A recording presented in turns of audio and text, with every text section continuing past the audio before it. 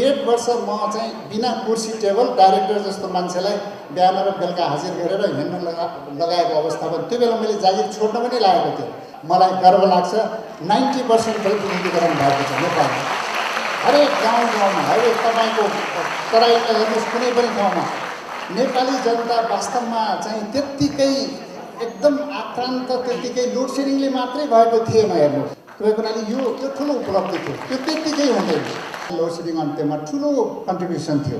जति load shedding हुँदै थियो त्यति नै लोड सेडिङ बढ्दै गर्थ्यो। किन करिब 30 वर्ष 32 वर्षसम्म विद्युत प्राधिकरण घाटामा थियो। त्यो सँगसँगै लोड सेडिङ अन्त्य सँगसँगै हामी विद्युत प्राधिकरण नाफामा ल्याउन सक्यौँ। करिब 35। यदि तपाईँलाई अप्ठ्यारो भयो भनेर भाग्नुभयो भने त्यो सफलता हुँदैन। जुनसुकै लिनुहोस् तर तपाईँले भित्री मनदेखि त्यसलाई डुबुल्की मारेर त्यो सब्जेक्टले अगाडि बढ्नुहोस्।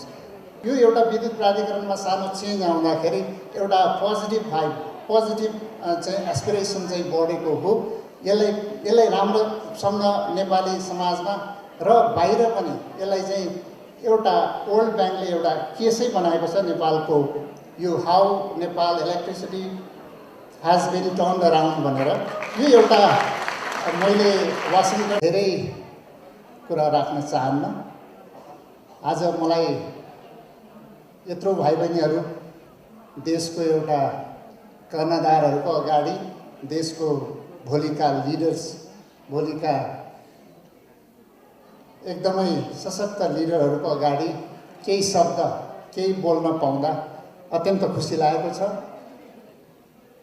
म अघि सुनिरहेको थिएँ वास्तवमा तपाईहरुको जुन एज 12 क्लास पढेपछि त्यसपछि तपाईहरुको करियरको सुरुवात भएको छ। भर्खरै सुरुवात भएको छ।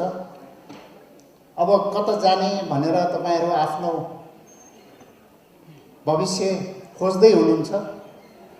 हिजो हाम्रो पालोमा आईएससी 12 क्लास भन्ने पनि थिएन। आईएससी सकिसकेपछि त्यसपछिको फर्दर स्टडीको लागि नेपालमा धेरै कलेज थिएन। इन्जिनियरिङ कलेज पुल्चोक एउटा थियो, केयु भन्ने पनि थिएन। त्यसपछि हामीले खोज्नुपर्ने विदेशतिरै जानु पर्थ्यो। लिमिटेड सिट हुन्थ्यो, धेरै कम्पिटिसन हुन्थ्यो, धेरै अप्ठ्यारो थियो। हामीलाई त्यो खोज्न, त्यो एक्जाम दिँदै कम्पिटिसन गर्दै जानलाई धेरै अप्ठ्यारो थियो। तर आज तपाईहरुको घर घरमा कलेज आएको छ। तपाईहरुले खोज्न कलेज आएको छ। हरेक ठाउँबाट अहिले यति धेरै कलेज भएको छ। इन्जिनियरिङ गर्नुस्, डाक्टरको लागि गर्नुस्, मेडिसिन गर्नुस्, हरेक क्षेत्रमा म्यानेजमेन्ट गर्नुस्, यति धेरै कलेज, त्यो पनि क्वालिटी एजुकेसन दिने कलेजहरू यति धेरै आएको छ। त्यो वास्तवमा 46 साल पछिको एउटा ठुलो उपलब्धि नै मान्नुपर्छ यसलाई। त्यो ठुलो उपलब्धि हो। तपाईहरुलाई अब करियर कसरी जाने भनेर सिकाउनलाई पनि कलेज आइरहेछ। यो एकदमै राम्रो विषय हो। तपाईहरु भाग्यमानी भन्नुपर्छ। अब मैले बोलिरहँदाखेरि तपाईहरुले अघि मेरो नाम लिनासाथ ताली बजाइरहनु भयो।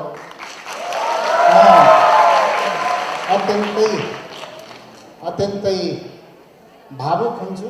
धेरै समय मैले आफ्नो करियर सुरु गर्दाखेरि म एउटा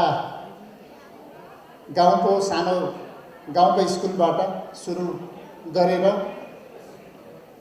पढ्न सुरु गरेर गाउँको व्यवहार घाँसपात गर्दै पढ्दै काठमाडौँ आएर आईएससी पढेर इन्डियासम्मको इन्जिनियरिङ अध्ययन पुरा गरी यहाँ पुल्चोकबाट मास्टर्स इलेक्ट्रिकल विषयमा, त्यसपछि मैले एमबीए पनि इएमबीए पनि गरेँ। केही यो विषय पनि मलाई एउटा महत्त्वपूर्ण लागेर पढेको थिएँ। यो मैले आफ्नो करियरमा एउटा विषय चाहिँ एकदमै महत्त्वपूर्ण लाग्यो। एउटा तपाईले एउटा आफ्नो एक किसिमको रोड म्याप जुन बनाएको हुन्छ त्यो तपाईले सफल किसिमले सफलतापूर्वक सम्पन्न गर्न सक्नुभयो, सफलतापूर्वक त्यसलाई चाहिँ पुरा गर्न सक्नुभयो भने त्यो एउटा समाजको लागि पनि रोड म्याप हुँदो रहेछ। मेरो गाउँमा वास्तवमा एसएलसी पढ्ने मान्छे मात्र पनि थिएन। अझ मेरो समाजमा त एसएलसी पढ्ने मान्छे धेरै नै कम, अहिले पनि कमै छ। तर अहिले त्यो गाउँमा करिब 40 जना इन्जिनियर मात्रै पढ्नेहरू छन्। किनभने मैले इन्जिनियरिङ पास गरिसकेपछि त्यहाँ चाहिँ धेरैले इन्जिनियर डक्टर पढ्नेतिर लागे र 40 जना चाहिँ इन्जिनियर त्यो सानो गाउँमा इन्जिनियर पढ्ने मात्रै छन्।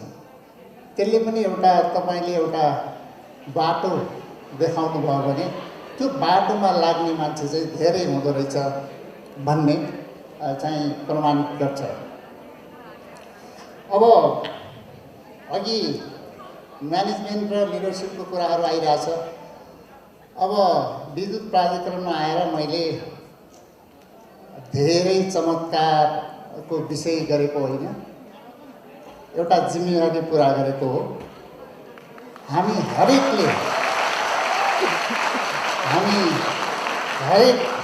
व्यक्तिले आफ्नो जिम्मेवारी पुरा गर्नुभयो भने देश सुन्दर हुन्छ। जिम्मेवारी मात्रै पुरा गर्नु। तपाईँ अहिले म धेरै जसो म्यानेजमेन्ट र लिडरसिपको विषय कुरा गर्दाखेरि म्यानेजमेन्ट भनेको गेटिङ थिङ्स डन, लिडरसिप चाहिँ भनेको चाहिँ के हो भने leadership is making people happy or prosperous. अब पिपल ह्याप्पी बनाउनलाई के गर्नुपर्छ त भन्दाखेरि तपाईँहरू पनि एक किसिमको लिडर हो। तपाईँहरूले आज राम्रोसँग पढ्नुभयो भने तपाईँको परिवारमा तपाईँको प्यारेन्ट ह्याप्पी हुन्छ, तपाईँको समाज ह्याप्पी हुन्छ। राम्रो चाहिँ पढेर एउटा राम्रो चाहिँ विज्ञ भएर निस्किनु भने देश ह्याप्पी हुन्छ, देशलाई ह्याप्पी बनाउन सकिन्छ। त्यो भएको हुनाले अरूलाई ह्याप्पी बनाउनु लिडरसिप हो। त्यो सबैमा कर्पोरेट लिडरसिपमा भन्नुहोस्, हरेक क्षेत्रमा यो लागू हुन्छ। राजनीतिक क्षेत्रमा पनि त्यही हो। अहिले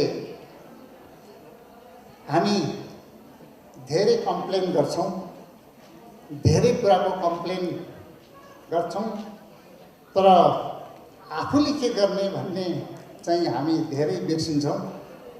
त्यो चाहिँ हामीले आजको समयमा धेरै मनन गर्नुपर्ने विषय चाहिँ त्यो हो। कम्प्लेन गर्ने भन्दा पनि आफूबाट परिवर्तन सुरु गरौँ। तपाईँ आफ्नो व्यवहार, आफ्नो आचरण र आफ्नो जुन काम गर्ने शैली हो त्यसबाट परिवर्तन गरौँ। तपाईँ समाज परिवर्तन गर्न सकिन्छ, देश परिवर्तन गर्न सकिन्छ। त्यो परिवर्तन आफैबाट सुरु गर्नुपर्छ। अब मैले विद्युत प्राधिकरणमा आएर तपाईँहरूले भनिराख्नु भएको छ, देखिराख्नु भएको छ, सायद तपाईँहरू 8-9 क्लासमा हुनुहुन्थ्यो होला त्यो बेला। लोड सेडिङ अन्त्य भयो। यो लोड सेडिङ अन्त्य हुँदै गर्दाखेरि हामीलाई ठुलो च्यालेन्ज थियो। विद्युत प्राधिकरणमा आएर लोड सेडिङ अन्त्य गर्न सकिन्छ सकिँदैन भन्ने ठुलो च्यालेन्ज थियो। त्यो च्यालेन्जलाई देशभरि अन्त्य गर्छु भनेर हामी एकैचोटि लागेको भए त्यो सम्भव थिएन। काठमाडौँबाट सुरुवात गऱ्यौँ र आम पब्लिकको मन जित्ने कामबाट हामी सुरुवात गऱ्यौँ। सायद तपाईँहरूले पनि त्यो बेला सुन्नुभयो होला।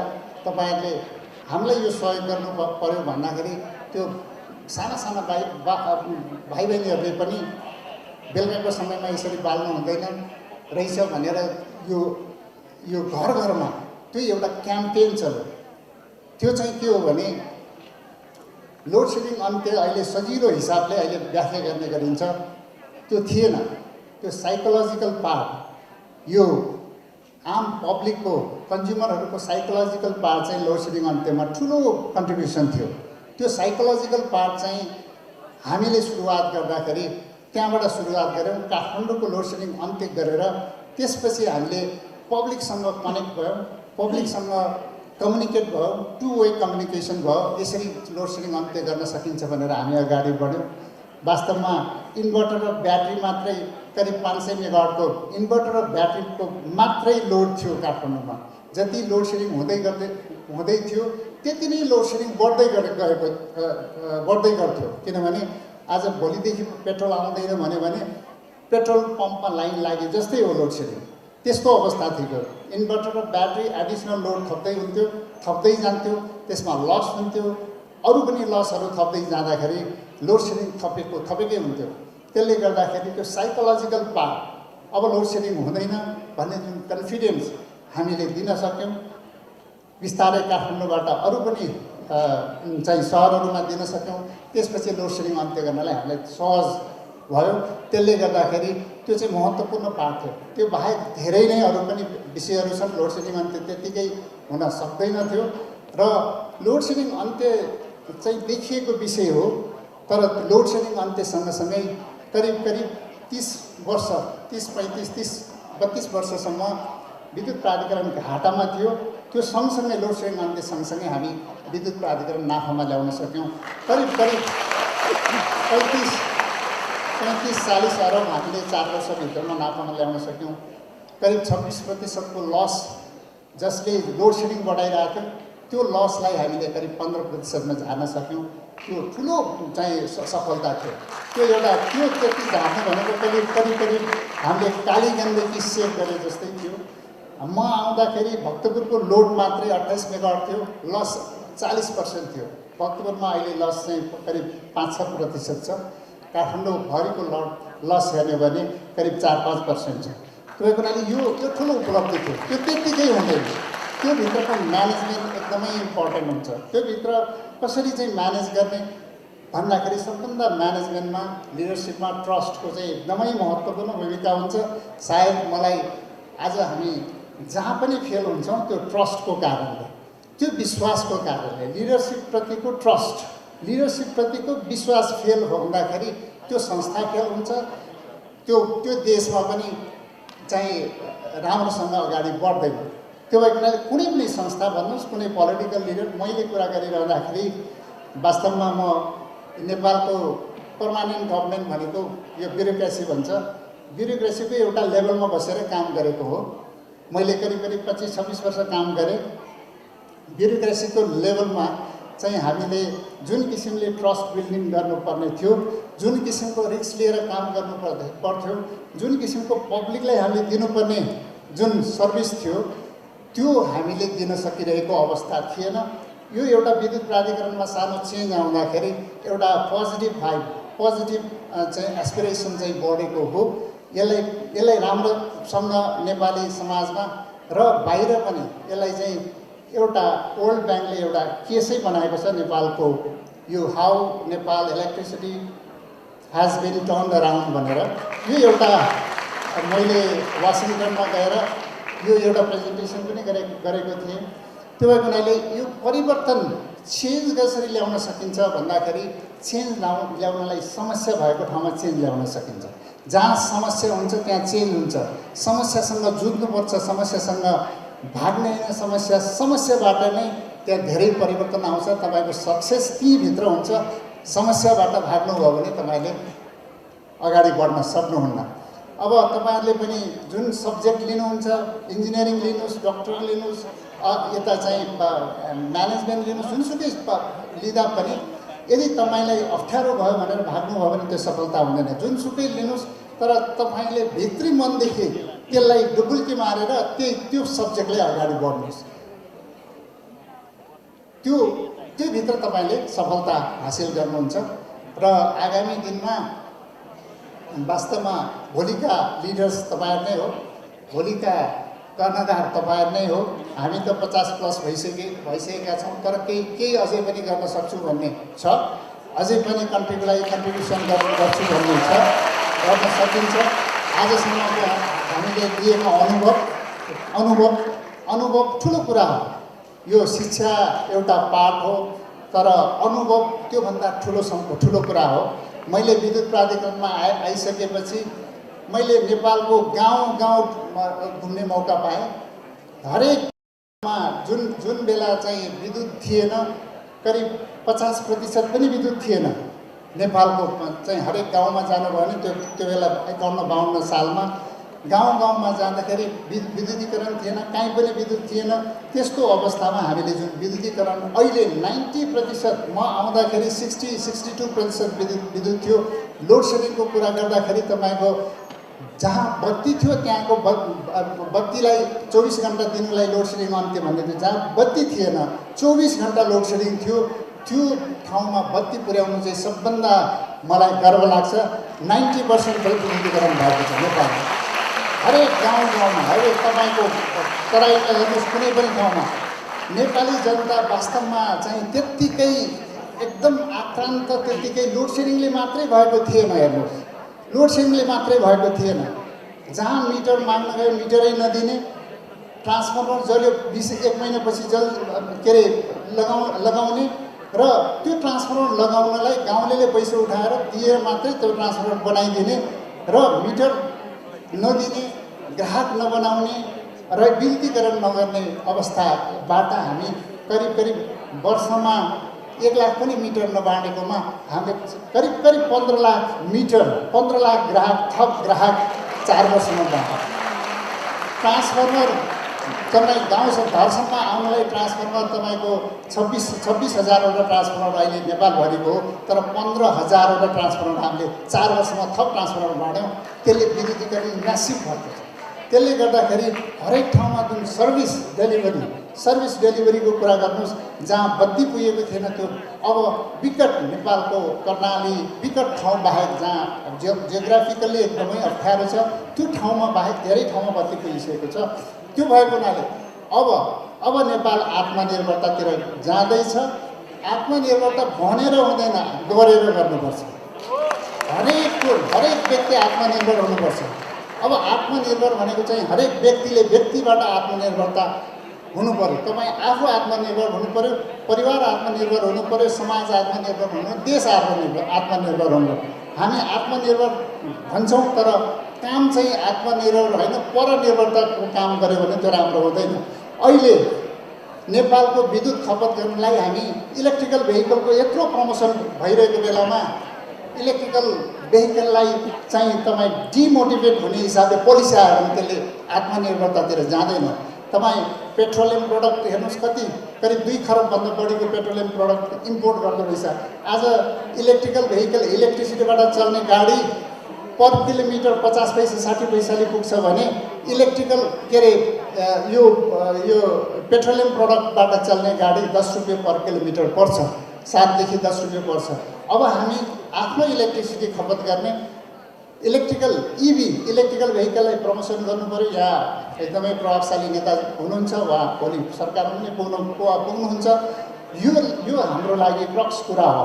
अब लोड सेडिङ होइन, हाम्रो विद्युत खपत गर्नु पर्यो। गाउँ गाउँमा बत्ती पुगेको छ, गाउँ गाउँमा अहिले चाहिँ बोकेर चाहिँ तपाईँको ग्यास लगिरहेछ, ग्यास बालिरहेछ भने त्यसको विकल्पमा अब इलेक्ट्रिसिटीबाट इन्डक्सन कुकिङ बाल्नु पर्यो। त्यो हाम्रो लागि आत्मनिर्भरताको कुरा हो। त्यो भएको हुनाले हरेक क्षेत्रमा अब मैले त अलिकति हेरिरहेको आत्मनिर्भरताको कुरा गरिरहँदाखेरि इलेक्ट्रिसिटीमा मात्रै हामी चाहिँ इम्पोर्ट गरिरहेछ भन्दै गर्दाखेरि यहाँ त इलेक्ट्रिसिटी भन्दा 4 गुणा इम्पोर्ट त हाम्रो कृषिमा रहेछ, अरू क्षेत्र रहेछ, सबै इम्पोर्ट छ। वास्तवमा त्यो आत्मनिर्भरतातिर हामी जानुपर्ने अवस्था, हरेक क्षेत्रमा आत्मनिर्भरतातिर अगाडि बढ्नुपर्छ। आगामी दिनमा हामी सबैले अगाडि बढौँ, एकताबद्ध भएर अगाडि बढौँ। म जाँदै यहाँलाई म 1-2वटा कुरा, मेरो अनुभवको कुरा यहाँलाई काम लाग्छ, 1-2वटा कुरा सुनाएर जान्छु। तपाईँहरू अगाडि बढ्दै गर्नुभएको छ। मेरो कुरा गर्ने हो भने म एउटा एकदमै हार्डवर्क गर्ने मान्छे, पढाइमा पनि हरेक क्षेत्रमा म जहिले पनि प्रथमै हुन्थेँ र हरेक काममा पनि एउटा ओनरसिप लिएर डेडिकेटेड भएर काम गर्ने मान्छे। एउटा सफलताको लागि चाहिँ हार्डवर्क, डेडिकेसन, डिसिप्लिन एकदमै महत्त्वपूर्ण छ। डिसिप्लिनमा बस्नुहोस्, रिस्क लिनुहोस्, टलरेबल रिस्क लिनुहोस्, रिस्क नलिकन हुँदैन। डिसिजन गर्ने ठाउँमा पुग्दाखेरि डिसिजन गर्नुहोस्। डिसिजन गरेन भने तपाईँको अगाडि बढ्दैन। यहाँ नेपालमा वास्तवमा अहिले धेरै समस्या भनेको डिसिजन प्रोसेसमा, ब्युरोक्रेटिक लेभलमा डिसिजन प्रोसेसमा र पोलिटिकल लेभलमा डिसिजन प्रोसेसमा समस्या छ। त्यो समस्यालाई अन्त्य गर्नलाई रिस्क लिएर डिसिजन गर्नुपर्छ।